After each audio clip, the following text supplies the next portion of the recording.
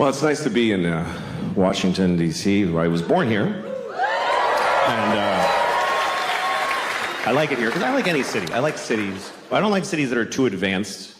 You know, I was in Zurich, and they have so much, you know, they're like, here's the bike, you want the bicycle, it's yours. Just have it, it's nice. And they have the garbage with the 8 fucking holes of different shapes. It's like an IQ test for a monkey. I don't know what the fuck.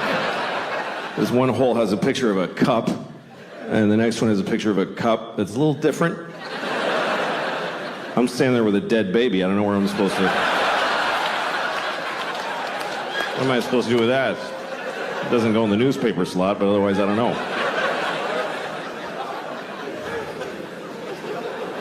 I like cities. I don't like little places. When I go to Europe, I go to the big cities. Everybody tells you, don't go to Madrid.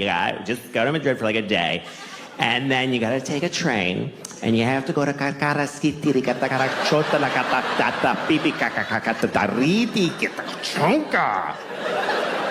It's a beautiful little old village, and you're gonna love it. Fuck you, you don't know me. I'm not gonna love a village in Europe with a bell that goes pang, like whenever, and a dog walking alone. I don't like cute little places. I don't like little towns in America either, with little shops. Oh, look at that little shop. Let's go in that little shop. Now let's get a divorce. Isn't that a better idea? You go in there. I'll just walk away. Just tell the kids I was a pilot and I got shot down. I don't like little shops. I'm uncomfortable in a little shop. You go in and it's like, clill-a-ling-ling, clill-a-ling. Now it's just you and her. You're surrounded by her dream.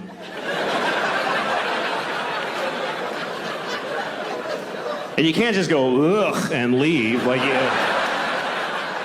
she saw you. You have to go all the way in now and look at all the little crafts that she made.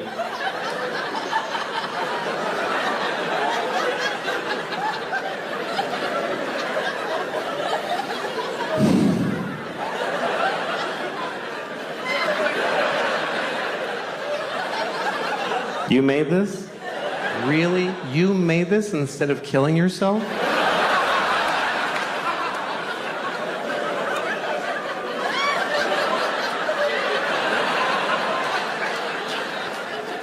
I fucking wish I was that mean. I really do. All my fantasies are about being mean, just having the balls to like walk in a little store like that and just go like, oh, I don't like this at all. I don't like it in here. Mm-mm. What's your name? Debbie? Fuck you, Debbie. I don't like your store.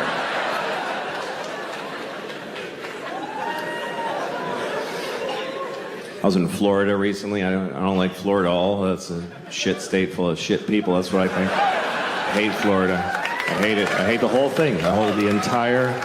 It looks like it doesn't look like a dick. People say that. It looks like a shit coming out. If you look at it, it's like America's ass. And it's a shit. That's just that you're trying to... And there's a little... Cuba's like a little... that came first. That's what I think of Florida. Every time there's a hurricane, I'm like, yeah, get them. Get them all, Melissa. No. I don't mean any of that. It's just fun. It's fun to pretend. I was in a sushi restaurant in Florida, and it was empty. You ever go in a restaurant, and it's open, but you're literally the only person in there. You walk in, the staff is like sitting at the tables, you know? And you walk in, you're like, are you open? They're like, yeah. And you go, oh, good. And they're like, oh, we gotta fire up the whole fucking restaurant for this one guy now? So I ordered a lot of sushi because I felt bad for wasting their time. And I didn't eat most of it because I don't like sushi. And so the waitress comes over, she's Japanese, and she says, you know Finnish? Which is what she said. I'm not... It's just what she said. I can't I'm not going to change what she fucking said. I'm not going to lie to you and say that she said, you're not going to finish that? Because it doesn't happen to be what she said. And I have to do the accent, because it's weird if I tell you that she said, you know finish? So I'm stuck. I'm just telling you what happened. She said, you know finish? Do you know finish? That's exactly what she said. It's a perfect replica. No, it was subtle. She said, you know finish? And I said, no, I know finish. Because I think that's polite to repeat people's bad English to them. Otherwise, you're being a dick. It's like, you know finish? No, I am not going to finish. You left out a lot of words. I took the liberty of restoring them.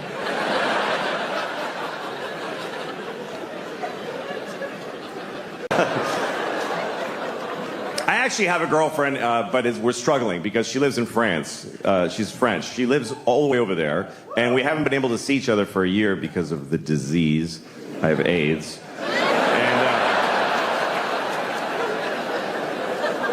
And she's great, though. She sends me presents all the time. That's how she keeps it going. She sends me gifts in the mail. I get something from her every week. Sometimes it's chocolate from France or a shirt she wishes I would wear instead of things like this. And sometimes she sends something to make fun of me because she's a little fucked up. So last time, she sent me a pair of little girl's panties. And yeah, I was like, that's not funny. Because these are in my house now. I can't get rid of them. It's like nuclear waste. Think about it. I can't throw them out because I can't have people find little girls' panties in my garbage with coffee grounds and butter on them. And every solution I think of makes it worse. Like if I put them in a bag inside another bag and layers of duct tape and wrapped in tin foil. Or if I put them in a coffee can and I nail it shut. And I bury it in the park in the middle of the night. Or if I cut them into tiny pieces and throw away one piece each week in a different town.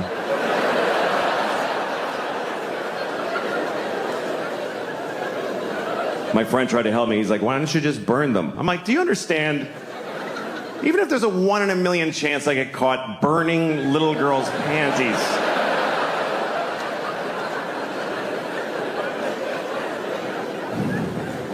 So I'm wearing them right now. So, yeah. It's the only solution I could come up with. I wear them every day. And I hand wash them. And then I dry them like this.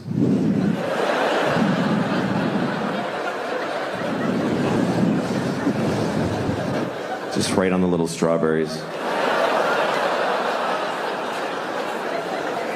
I had written the part of Uncle Pete. Actually, I wrote it for Joe Pesci. Right. That's who I had in mind. And I got Joe Pesci's phone number. My manager got it, and I called him. He said, where the fuck did you get my phone number? The first thing he said, I don't know you. Yeah. I don't know you. And he said, I watched some of your stuff after I got, because I left him a message. He said, I watched you stand up, which I can tell you're just trying that, and you're no good at it. He told me you're no good at stand up. He said, quit that now. Oh, my God. Is he kidding? No, he was being serious. You stupid fuck. He said, as an actor, you're okay. Right. But the stand-up, you get out now. Were you looking for you? You weren't looking for an opinion, No, were you? I wasn't. What is that? Is the greatest story I ever heard. That was the greatest phone call of my life. I was so happy. What do you think was behind that? Do you think he doesn't think I'm funny? You don't look like a beginner. But no. I mean, if he looked you up, he'd see that you do have he some. He didn't look that far. He saw what he saw. You know. Right. He watched a little bit of my stand-up. And he said, "But I'm calling to tell you, and I don't want to do your show, but I just want to give you a little cheer and tell you, as an actor, you got a future if you stick with it." That's what he said to me. Now what? And I said to him, "Joe, you have to let me pitch my show to you." And I actually actually went to his house in New Jersey, and we talked about. He liked the scripts. Yes. And he liked what I wrote for him, and I was there for a whole day and night at his house. Wow. Great guy. I had a great time with him. And the answer was still no. He said no. But while I was there, he lectured me about don't ever eat a woman's pussy. He gave me this whole thing about never go down on a woman. Because of that throat cancer, right? No. Why not go down on a woman? Because it makes you beneath her, and you can never rise above a man. He said this whole thing to me. You got a point. And I said to him, you know, I need to write that into this show.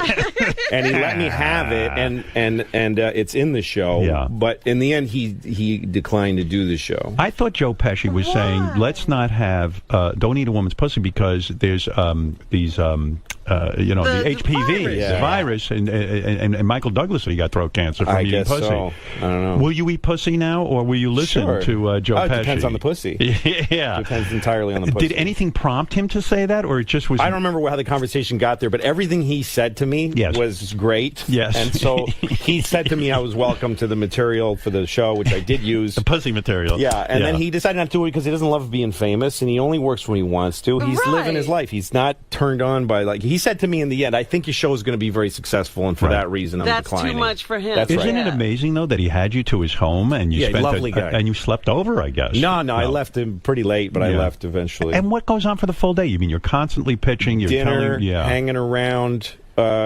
smoking cigarettes, and he said to me, "Don't ever let anybody tell you these are bad for you. That's a lie." My God. Did you put that in the script? No, I didn't. But that's a word of wisdom. That's a character. He took me up to his he got a room where he's got a lot of his cool stuff, and he handed me. He said, "When I was a young actor, Liza Minnelli let me hold her Oscar." As a good luck, right? And then he handed me his Oscar, and he let me hold on to it. He's a very nice guy, sweet guy. Yeah, and what an actor. One of the best ever, and one of the funniest guys that ever lived. And isn't it interesting how he's able to say no to a lot of things? Like he doesn't want to be famous. Doesn't feel like. Because I was going to say, what is he busy doing that he couldn't be in your show? Turning you down. He likes his free time. What does he do? Play golf? Or? He's got his family. Yeah, he plays golf. He's got his family over for dinner every night. He's got a daughter who he dotes on, who he just loves. And he loves his family. He takes care of a lot of people. Yeah. So that's what he does. Do you think he's an actor, or is he really that guy, Joe Pesci? No, he is a great actor. He talked to me a lot about acting and what he calls it behavior, not acting. And, right.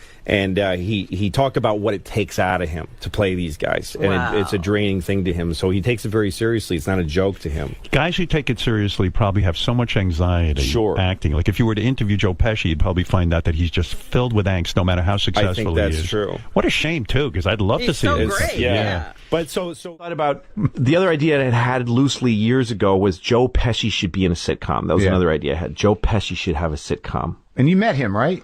Well, this is before I'd never met him. Right.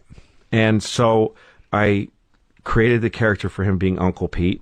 Started to try to get Joe Pesci to do it. I went to his house. You did? I went to his house in New Jersey. Now you're at a level now where people are like, you're a guy. I can get folks on the phone, yeah. Yeah, so you go to Joe Pesci's house. I went to Joe Pesci's house.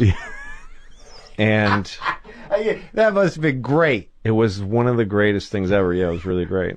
And then Joe Pesci passed. And what was it like hanging out with him? Joe was, he's a very raw human being. Yeah.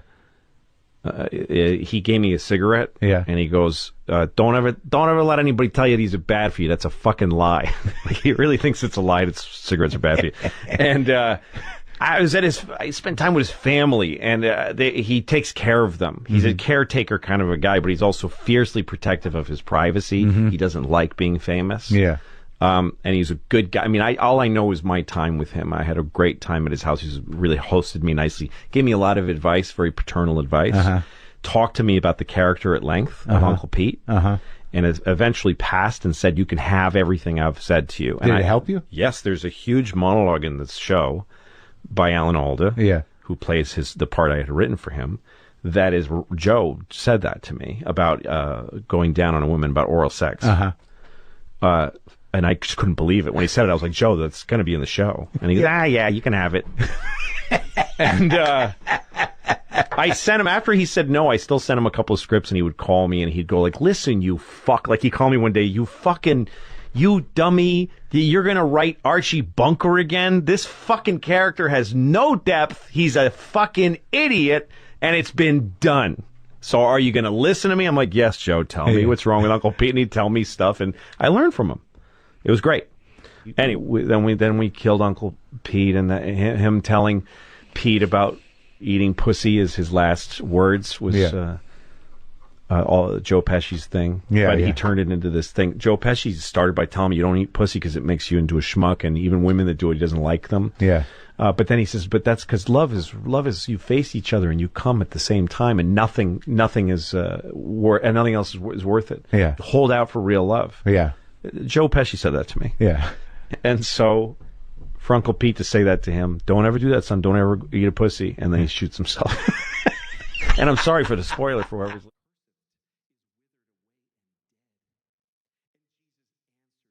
I have a question for you. The industry acceptance, when you were like on your mountaintop, the industry, you, especially because you worked your way up through the industry and that's the only way to get in the industry, you were the darling. Everything this guy does is amazing, groundbreaking, etc. Is that addictive? Because after 2017, it's not there anymore, but you're still putting out the same product. The fans still like it the same. So is that something that you feel like, man, fuck, I missed that? Or is it like, nah, I'm still putting out the same product. Good the fans question. are And it was actually a great discovery for me because I didn't know what it would be like. Because when you're there and we're taking private jets to do stadiums, which is kind of a grind. It's not really what got me into comedy was the big stuff. And I'm also never been comfortable with big fame. The big, like, oh my God, fame is just, it doesn't make me feel like I like feeling like a person. Yeah. So when somebody treats you bigger than that or less than that, both stink to me. Yeah. It just makes me uncomfortable. I don't identify with that. And the industry, I knew it from, I've been doing this for 37 years. So that I was in it long enough to know that when I was getting a lot of acceptance from there, I was like, yeah, right. Like, I know this is short-lived. I know this is conditional. Yeah. And I know a lot of it is just wind. It's not really, but again, there's actual human beings involved. I had partners in the industry who I had really meaningful relationships with, who I'm really grateful to, like FX. Yeah. FX, even after my series Louie is on my website now. They let me have it. Yeah. And I paid for that. I paid them. Right. But that's an unusual thing. They took it down from every other service and they gave it to me, and you can only get on my website now. That was a really great thing, and they did that for me. So that's a human thing to do. Yeah. But anyway, what I found out was when I just needed to just work again, and sometimes just comedy clubs, there is this fear when you're up there. If I ever had to just go back to the Funny Bone, sitting next to the soda machine as it out into the room, the smell of fried food, I may just have to kill myself if I go back. But I got back there and I was so happy. I loved it because I just loved telling the fucking jokes. And I'm closer to the crowd.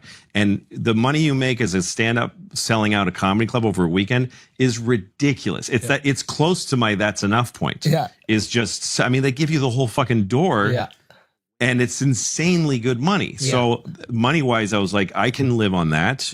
And then make it. And the fans pay less, which is something that's important right. to you. And then when you get little bumps, like, hey, I'm back in the theaters. This is so fucking fun. Didn't know if I'd be back in the theaters, but it's just doing the work was plenty. I don't miss that shit at all. The mountaintop. A mountaintop is a place you visit. You don't fucking live there. You don't live in a tent sucking oxygen. It's actually not fun up there. It's a goal, but it's not a life. It's a place to visit, and it's a place to be seen from miles around, so you can collect. I have fans now from a lot of different places. I have fans all over Europe. I play all over the world because of the opportunity I was given by those people in Hollywood to get up high. But now they're with me. I was smart enough to collect them on my own to find a way to get directly to them. Did you do that? I don't miss being like shit red carpets and being on lists and that kind of stuff. I think comics are too self-aware to enjoy that. To enjoy that stuff, that like red carpet treatment. A lot of them love it. A lot of them love it. Some people need that. They like that's their indicator that they are alive. That's their indicator that they're doing something. I think that's sad. That's not sustainable, and it's also not based on you. It's based on a trend. I got a lot of attention that I didn't have coming to me. I'm proud of the work I did, but it was like, are you kidding me? When I saw comics looking at me going like, dude, enough. I agreed with them. I'm like, I'm sure you were. It's just like, it was enough already. And it was like, you don't want to be that guy. Right. So there's a Jerry Seinfeld, to quote your boy, Jerry Seinfeld was accepting an award. My boy. Yeah, was accepting an award for something. I forget what it was. Peabody Award, I don't know, something. That's a great video. It's like the Philly bird thing. It was, and he's up there and he goes, I don't want to be here. I want to be in the back with a bunch of comics making fun of this whole stupid thing that we're all here for. Yeah. And yeah, that's what you have. And I think that's what we have. I mean, it's stupid. Yeah. The red carpet thing is dumb. All of it is dumb. Yeah. If the It's dumb, people and love you, what the fuck else do you need? You don't need these 5 guys You voting. don't need that. You don't need the press. You don't need them saying that. There are good versions of all of that. Yeah. It's cool to read a review of your work that's well written, that's thoughtful, that's positive. Yeah. Sure, that feels good, but I would, if it's between that and the audience getting off on it, not even the audience loving and coming, but the audience knowing that you're hitting them. Yeah. Then the rest of it can go fuck itself. It's meaningless. I have a follow-up based on what you said about getting your own emails and not liking the mountaintop. Did you do that knowing I don't want to be here for long? Did you do that with like, I'm getting the fuck out of this whole thing that I'm in right now? I know that people don't stay up there. That's always been clear to me. So I you said always knew that was temporary. You said it in an Opie and Anthony interview. They're like, you got private jets, you got all this kind of stuff, and you're like, yeah, it's not gonna last for a while. It's not, can't. Yeah, yeah. When I first got my show were at right. FX, which wasn't dead right. Dead right. When I first got my show at FX, John Landgraf, who became my friend who runs the place, he just he asked me if I'd ever seen The Shield. What was their first big success. Great show. So he sent me 10, it was DVDs then, sent me all of the 10 seasons, and I lost my mind watching The Shield. Yeah, yeah.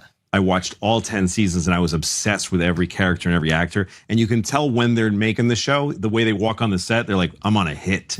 I'm on a hit. Yeah. I can do anything after this. None of those people are working anymore. None of them. Michael Chiklis is a monster. You can't even see his face. And all those other ones, they were like, there's some of them. Walton Goggins is like keeps finding work and he's a great voice. Yeah. But they're not what they were on that show. And they were winning everything and they were all anybody was talking about. Yeah. And that's not a bad story. That's a good story. You get to be this shining thing, but you got to give it up. You got to be willing to give it up and dismount. I was dismounted. It's a little different than dismounting.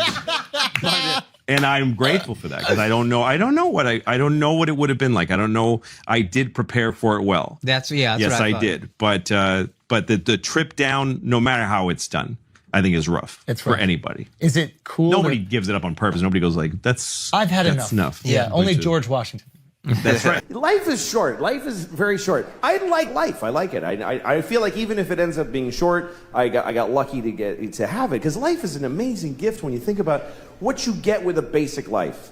Not even a particularly lucky life or a healthy life. If you have a life, here's your boilerplate deal with life. This is basic cable, what you get when you get life. You get to be on Earth. First of all, oh my God, what a location. This is Earth, and for trillions of miles in every direction, it fucking sucks so bad. It's so shitty that your eyes bolt out of your head because it sucks so bad. You get to be on Earth and look at shit, as long as you're not blind or whatever it is. So you get to be here, you get to eat food, you get to put bacon in your mouth. I mean, when you have bacon in your mouth, it doesn't matter who's president or anything. You just,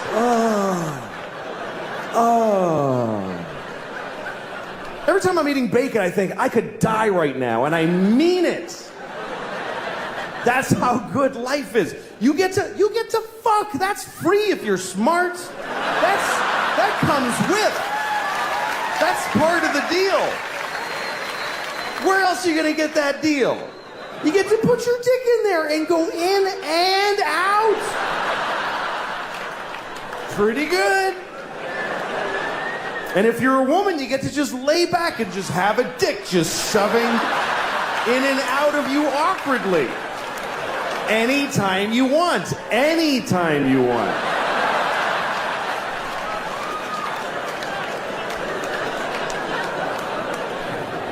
If you're a gay man, you get to just fill your boyfriend's ass with your dick. Just fill it all the way to the balls. And it's nice and warm and tight in there. And he's your buddy.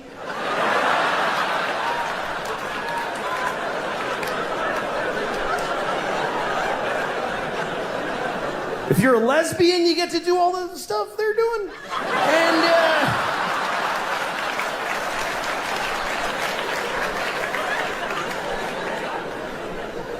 it's a great deal. You get to eat, you get to fuck, you get to read To Kill a Mockingbird. It's a great life. So when it, I'm not worried about it ending. It's pretty good. Gravity was fucked smoking. up. Gravity. That didn't freak you out a little bit? Well, 3D IMAX High. Like, you know how they have those logos? It should say, like, 3D IMAX High. Is the best way to see a movie like Gravity. Yeah. I didn't otherwise I didn't like the performances. Right. And I didn't know why these are the people that were in the who movie are being called the astronauts. Right. Yeah. It's two people, and you could have gotten anybody. They should have just had It wouldn't two. have been these two, terrific, made great contributions to theater of the screen. Yes, of course. But why fill their faces with chemicals to make sure they look like astronauts? I mean, you could get. There's so many people. Right. And also the idea that she's like a reluctant astronaut. There's no such thing as like someone's like, oh, I mean, the other thing didn't work out, so I'm an astronaut. Yeah. And so I hate astronaut space. was something to fall back on. Yeah, I'm so stressed out when I'm in space. Like a trade. Yes. This is what would happen if you're like, she's some scientist. You go to NASA if you got a interview. Yeah. Okay, you be her, okay? All right. And I'm going to ask you about how you feel about the program and sound a little hesitant. Okay. Okay, so how are you excited to try out to be an astronaut? Get the fuck out of here now. Get the fuck out of my office. There's the greatest people alive do this. Right. Everybody Get the wants fuck that outta gig. here. And it's their dream from the second they left the womb. Right. All they want to do is go into They space. never gave up on being an astronaut. That's hilarious. Yeah. Yes. If you're obsessed with being an astronaut and you are the best at everything that you do, you're still going to wash out and not get to space. Right. Yeah. And yet this fucking like, ugh. And I get vertigo. No, you don't. Fuck you. And I don't know, whatever. And then, but when you're that fucking stoned, and you're in the picture, and you're going inside of the helmet, looking at the world from inside the helmet, it's pretty cool. Not a freak out though. You're not a freak out pot guy where it's like, this is like fucking freaking me out. No, because they don't know I'm watching them, so they're not interacting with me. If I interact with human beings who are looking at me, that'll freak out a little bit. That would be the thing. Yeah. The vastness of space thing would get me a little. No, I could fall right into that. Yeah. Okay. Except for I was getting also irritated by the lack of truth with the physics. Because they had an opportunity to teach people physics. Right. Where did they fail? Were they really off? There was a couple of times where they said they were off, like when they were holding each other's fingers. They said all she would have had to do in real life was just pull back gently and he would have come right back. That's right. There's the whole, basically, the entire crux of the drama of the movie was a giant fuck you to physics. The idea that she's holding him and there's some force pulling him more and more, like an increasing force from what? There's nothing. Centrifugal force, was it? No, I don't think so. Were they spinning? Nope. No, they weren't. Oh, they were then spinning. Yeah. Okay. Well, although if she pulled like a that, teeny bit, he would have come right back. But and also, when she would have gone forward too. When she's spinning, and she's going, Yeah. oh God, close your fucking eyes, close them. You're not feeling it. You're not feeling yourself spin. Right. Close your eyes. Yeah. That's all you Because would the have Earth to do. is doing this. It's spinning all around. relative. Close your eyes. Like for the Earth. So 60 seconds. Yeah. She wouldn't even have to be reminded, but even if, honey, close your eyes. All right. Okay, good. I'm good. Everything's fine now. I'm good. That's a good point, but I wouldn't have thought of that if I was spinning away into nothingness either. She probably just forgot. She forgot. Yeah, no, she's clumsy and forgetful. Hesitant. She's like Lucy. And Then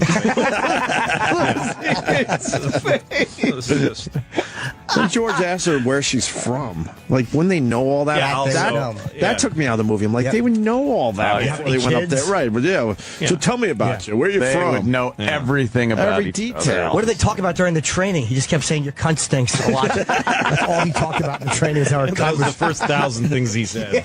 1,001 was where you from. Yeah, Where do you have from? any kids ever fall out of that dump? Yeah, and guess what? If you have like a background that's edgy, like your son died, Right. they also, we're not putting you in space. Right. That's going to come up. That could be a problem. Yeah, It's gonna come we're up. gonna bum everybody out with that shit. Right. Yeah. Yeah, we don't need you up there all of a sudden waxing fantastic about your kid and Worthless. fucking things up. No, Well, billions of dollars that shit costs up there. They had a They need boring, steel, fucking nerved people. Right. You ever watch some of those guys on camera when they're having the spacewalk? Like they got to replace that giant cooling unit that's the size of a refrigerator. Their dialogue back and forth is just the most mundane, technical, dull, fucking. The bolt is out. Right. Well, if you ever listen to black box recordings to fall asleep, have you ever jack off to black box recordings? Yes. Yeah, voice recording. Yes, they have some on YouTube. And I've stuff. seen. I've actually was listening to some of those just last week. Yeah. I swear. They're fucking they are tragic. the Challenges pilots, ago, right. even in the worst conditions, are steel until the very last second. Yeah, then you got They're the like, old, okay, we're gonna try this. We're gonna try this. This didn't work. This didn't work. The wing came off. We're going down. We're 50 yards from the ground. It's the last sound. It's like, It is the last. But they're not right panicking. before it, they're like, we'll Yeah. try this. We'll try this. Yeah. That's what all pilots are like. And people in space are like the 0.00001% best of those people. Right.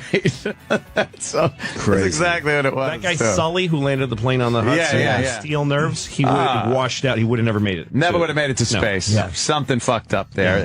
He would have been fucked. But meanwhile, in the plane, we're not going to make it. We're in the river. Exactly. We're going to try the river. Phone rang. Now it's always some idiot calling me. AT&T calls me every day.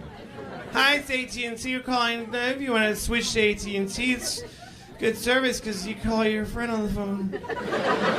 And they can be in another part of the area. And you call them, and you don't have to yell or anything. You're just right there. So what do you think? Would you like to switch? It only costs some money. Would you like to switch for the AT&T? And I'm like, no, I already have AT&T. I have it already. Why are you calling me? Well, still, you want some more? Because it's good.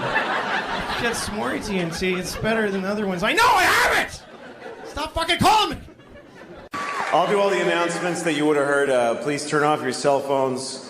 Don't... I mean, you can take pictures, but turn off the flash. That's stupid, because it's not... You know, like when you're watching the World Series and there's all... Like your flash is lighting Yankee Stadium.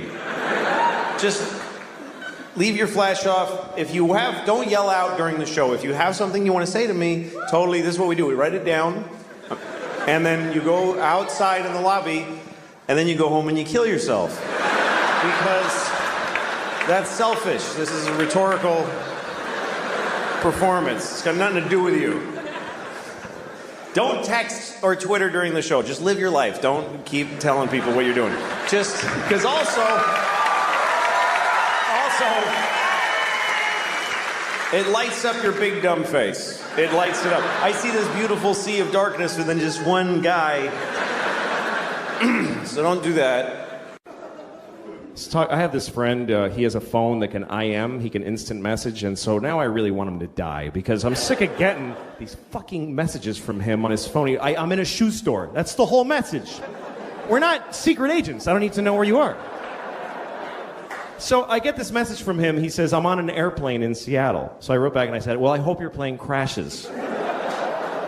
And he gets pissed off and he calls me, take it back. We're about to take off. I'm like, fuck you. I hope it crashes. I don't have to take it back. Hope it crashes twice.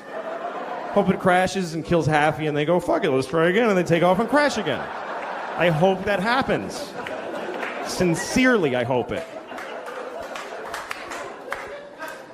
And he tries to make, he goes, well, how are you going to feel now if my plane crashes after you went and said that? I'm like, are you shitting me? That would be amazing. To know that I can do that? I'd happily trade your life for knowledge of my powers. He's one of those guys who just makes you hate him because, you know when you have a friend that you hate, you can't break up with your friends, you know? He always starts conversations that I don't want to have. You know, he's like, hey, what would you do if you had a time machine? I'm like, fuck you. I don't... You know what? I wouldn't use it. I just let it sit in my house. I'd put a drink on it. Yeah, I got a time machine. I never even wanted it. I don't know. Not interested. I'd use it to go back 30 minutes ago and punch you in the fucking face before you asked me that. That's all. One use. So he goes, well, here's what I would do. Because, of course, that's the whole fucking point of asking me, is to stare at me while I say mine and then say his. So he said if he had a time machine, he would kill Hitler. Like, he would go back and kill Hitler. I love that he thinks he can just kill Hitler just because he just goes back there and walk up and kill the dude. And I was thinking, that's a noble purpose for a time machine. I would do that, but I would have gone back then, but I wouldn't have killed Hitler. I would have raped him. That's what I thought. Because I think that would have been enough. I think that would have stopped him from doing all that shit.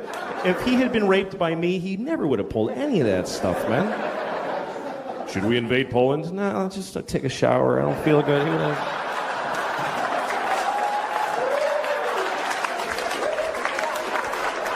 Low self-esteem and, you know.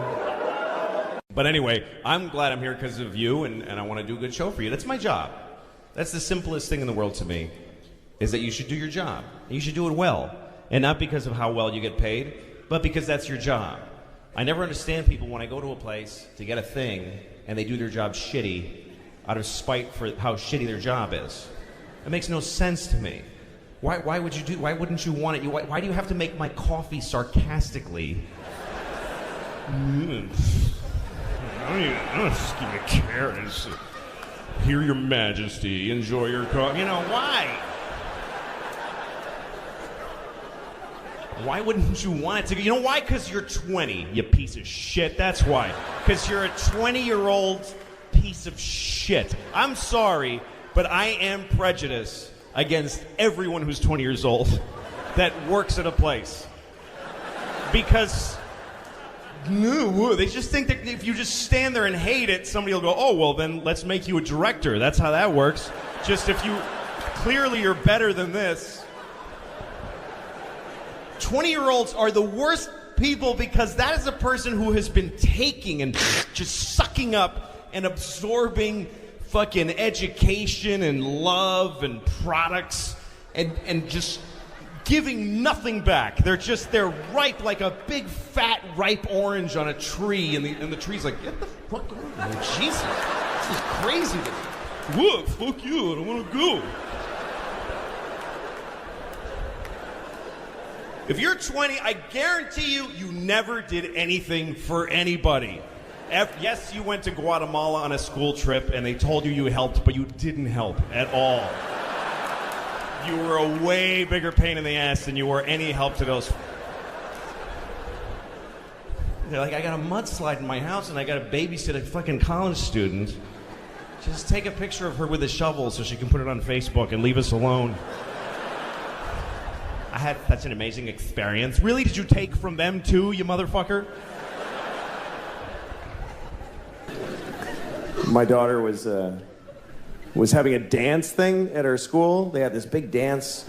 Anyway, we all went, all the parents, and everybody's there, and everybody's got their phone. Every single parent. It was an amazing thing to watch, because kids are dancing, and every parent is standing there like this. Every single person was blocking their vision of their actual child with their phone. And the kids, I went over by the stage, and the kids, there's people holding iPads in front of their faces. It looked like we're all in the witness protection program. Like the kids can't see their parents. And everybody's watching a shitty movie of something that's happening 10 feet. Like, look at your fucking kid. The resolution on the kid is unbelievable. If you just look, it's totally HD. Why are you taping this? You're never gonna watch it. In a million years, you're not gonna watch videos of your kids doing shit you missed the first time it happened. You don't watch it, you just put it on Facebook. Here, you watch it. I want to take a nap now. And then you get to read all the comments. Oh my God! It's so cute!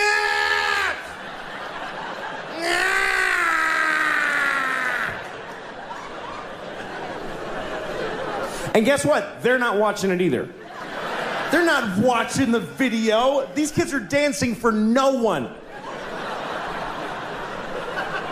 Nobody watches the videos on your Facebook. They see the first frame of a kid and they go, that's very... Nobody watches the videos on your Facebook. They see the first frame of a kid and they go, that's very nice. Okay, back to this.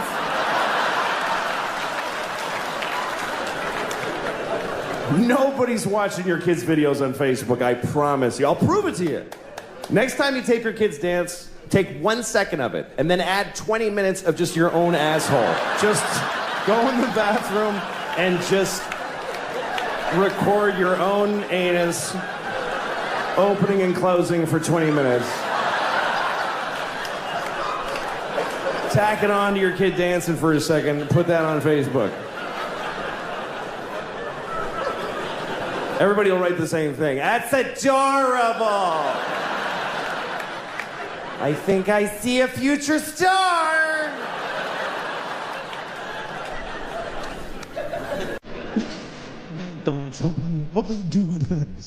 Everybody has a competition in their brain of good thoughts and bad thoughts. Hopefully they win, the good thoughts win. For me, I always have both. I have like the thing I believe, the good thing. That's the thing I believe. And then there's this thing. And I don't believe it, but it is there. It's always this, and then this thing. It's because my brain that I call, of course, but maybe. I'll give you an example. Okay, like of course, children who have nut allergies need to be protected. Of course. We have to segregate their food from nuts, have their medication available at all times, and anybody who manufactures or serves food needs to be aware of deadly nut allergies. Of course. But maybe, if touching a nut kills you, you're supposed to die.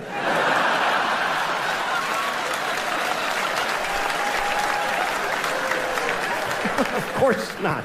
Of course not. Of course not. Jesus. I have a nephew who has that. I'd be devastated if something happened to him. But maybe, if we all just do this for 1 year, we're done with nut allergies forever.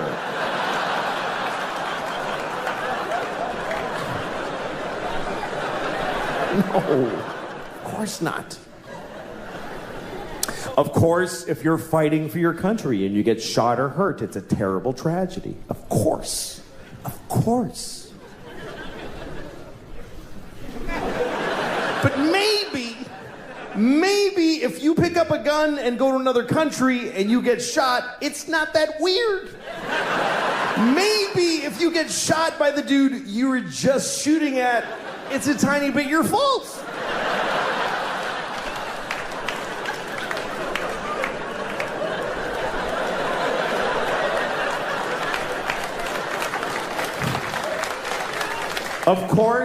Of course, slavery is the worst thing that ever happened.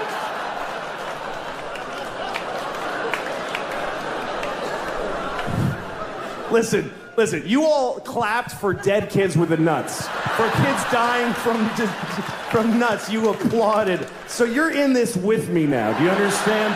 You don't get to cherry pick. Those kids did nothing to you. Of course, slavery is the worst thing that ever happened. Of course it is. Every time it's happened. Black people in America, Jews in Egypt, every time a whole race of people has been enslaved, it's a terrible, horrible thing. Of course. But maybe every incredible human achievement in history was done with slaves. Every single thing where you go, how did they build those pyramids? They just threw human death and suffering at them until they were finished. How did we traverse the nation with a railroad so quickly? We just threw Chinese people in caves and blew them up and didn't give a shit what happened to them. There's no end to what you can do when you don't give a fuck about particular people. You can do anything. That's where human greatness comes from, is that we're shitty people, that we fuck others over. Even today, how do we have this amazing microtechnology? Because the factory where they're making these, they jump off the fucking roof because it's a nightmare in there. You really have a choice. You can have candles and horses and be a little kinder to each other, or let someone suffer immeasurably far away just so you can leave a mean comment on YouTube while you're taking a shit. Thanks a lot, folks. You guys were great. Thank you very, very much. Anyway, so I was on a plane on first class, and a soldier gets on a plane. I see soldiers fly all the time because that's how they get to the war. They fly on a shitty airline. You think they get to go in a cool green plane with a red light and go, go, go? No, they just go to Delta and they just wait in line to go to a war. And they always fly coach. I've never seen a soldier in first class in my life. It could be a full bird colonel. He's between two fat guys in coach. And they're always nice. I've never seen a soldier get on a plane like, hey, I'm in the army. Fuck you. I have a gun. They're always like, oh, yes, sir. Thank you very much, ma'am. It's like having an extra flight attendant. They help everybody put their shit up. They're awesome.